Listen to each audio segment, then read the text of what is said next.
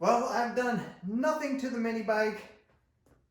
It's been sitting on this table, half painted, half put together, things dangling, and I'm sorry for the audio. I need to get some mics, so it's kind of echoey in my garage, but I'm gonna get back on this thing and I'm freaking going to finish it. Yeah, where do I even start? I need to get my chain. I'm missing the master link. I need to get a belt. I ordered a belt. It's the wrong size belt. What else? I need to paint it. I need to get foot pegs put in on it. I need to figure out how I want those. Throttle, brake. Do I want to clean the frame up? Yeah, it's a lot. It's a lot. So, how do you eat an elephant? One bite at a time. This isn't an elephant, but work on one thing at a time, and I'm going to get it done. All right, first thing I am going to tackle is I'm going to get my foot pegs installed.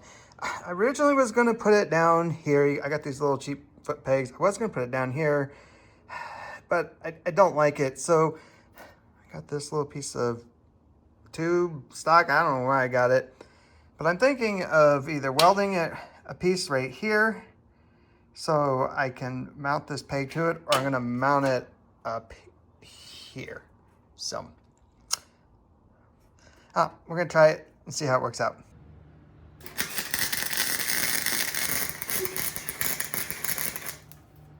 All right, so there it is installed. Forewarn you, I'm the world's worst welder. I need practice, but hey, I'm not gonna let it stop me. This is the practice, right? If it falls off, I re-weld it back on. All right, we're gonna look at the foot pegs from out here, because from out here, they look really good. Don't get too close, don't look at my welds. But I got something off the list. What's next? I need to bolt this frame that holds the gears, the clutch, the flywheel. This thing shifts gears, so there's a selector up here.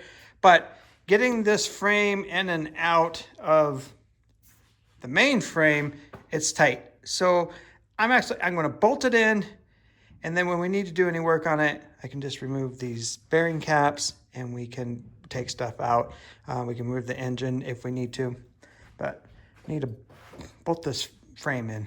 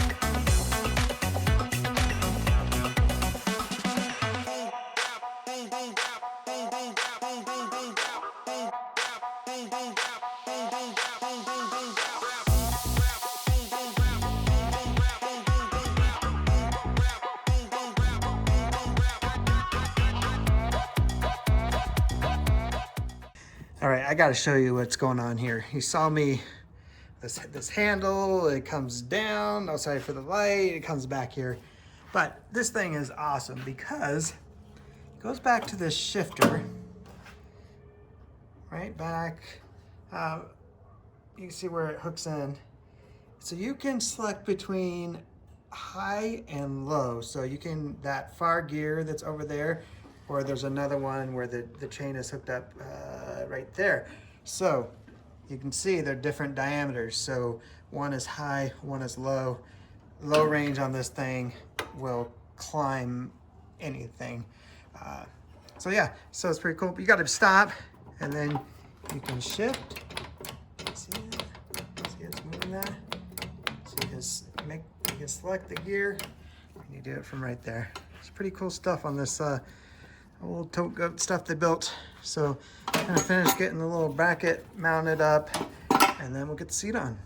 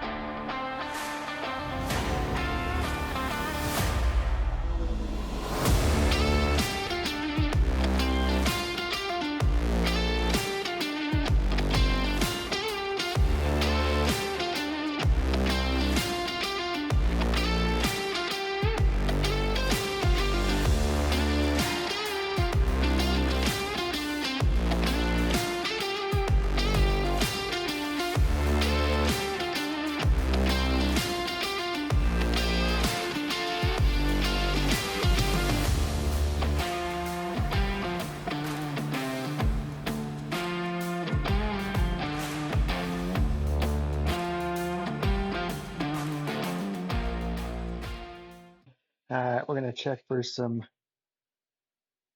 oh, it's oil. It's a little bit overfilled. That's okay, not the end of the world. It's got the oil kill switch. I don't have it wired in right now, but otherwise off on switch. Let's check the air filter. Should be clean.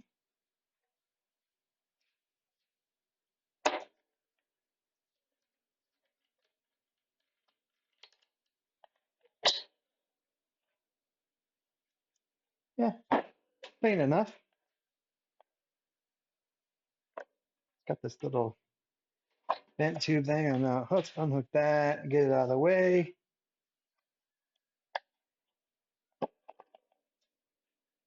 Oh, let's see. Gas is on. Choke is on the on position. Now let's see if it'll start.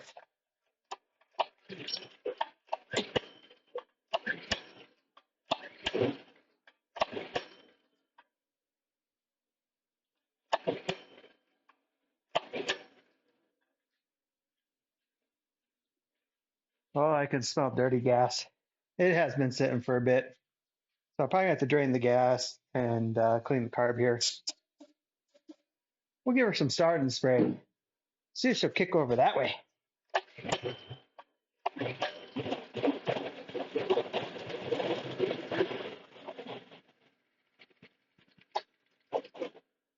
She's a runner. Like I said, I need to clean the carburetor, drain the gas. We should be good to go. All right, I got the engine in.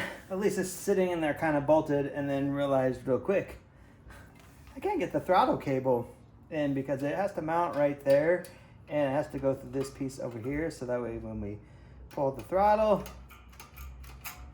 we throttle. So I had to take it back out so we could fish this cable through here. So we gotta figure out how we're gonna, I guess I have to bring it up here and get it all connected and then put it back in.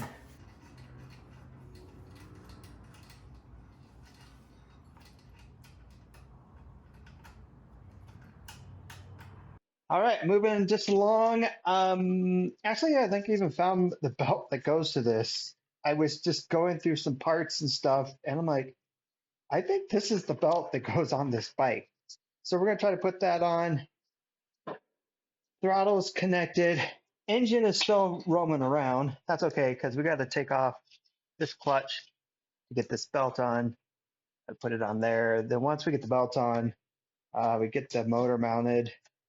But foot pegs seem to be pretty good. Just have to watch out for the clutch. And yeah, the bike sits by itself. It's got this kickstand in the back. So that's pretty sweet. And yeah, it's almost ready to ride. Let's wrap up these last few things.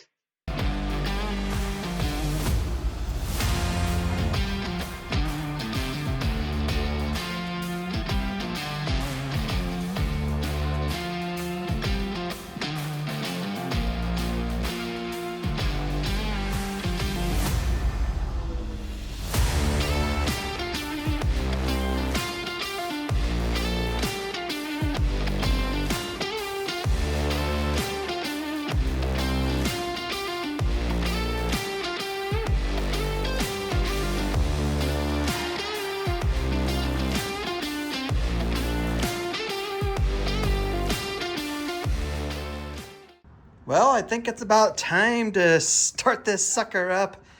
Belt is on. Engine is bolted in. There is a little bit of play in the belt, so that is good. I am going to start it and probably have it just up against the wood right there. That way, if for any reason that clutch engages and it tries to take off, it's going to hit that wood. I can kill it. But yeah, let's give it a whirl.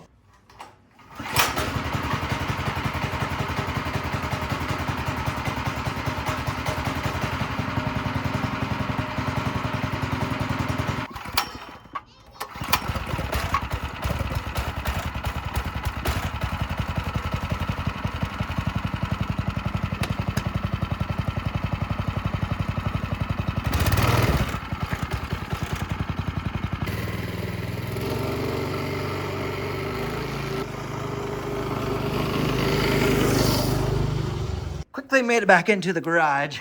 My brake was too tight. So now there's a little bit of play. It was too tight, it was dragging. And then my shifter come flying out, and I don't know, right up in here, there's a little spot for like a cotter pin just to keep it from moving around. So I'm gonna put that in and go back out again. All right, guys, this thing is running. It shakes like hell at low speed, but once you kind of get cruising, it smooths out. This clutch right here is pretty sketchy. See, when I put my, get up here, you put your leg, I've got pants on. It's not going to get caught in there, but you definitely got to be cognitive of it, because otherwise you're going to hit your ankle, or you could get something caught in there and wrapped up.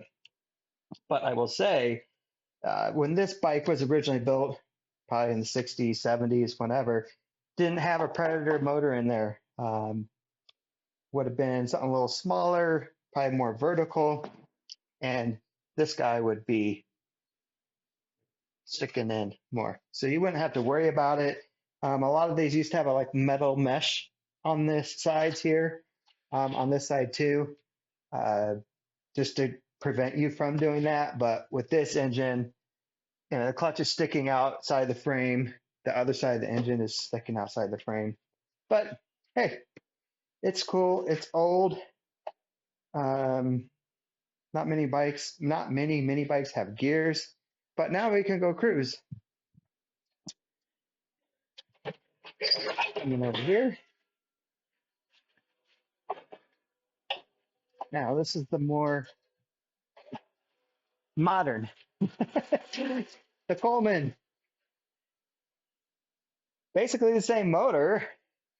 But you can see on that one, let me adjust my camera for you. See the clutch and all this has this protective cover on there. So maybe that's what I'll do here. I'll figure something like this to go over on the tote goat. But yeah, I think I'm going to call it a wrap. Definitely some fun little bikes. Go putzing around the neighborhood, out on some trails. But appreciate you watching, and we'll see you in the next video.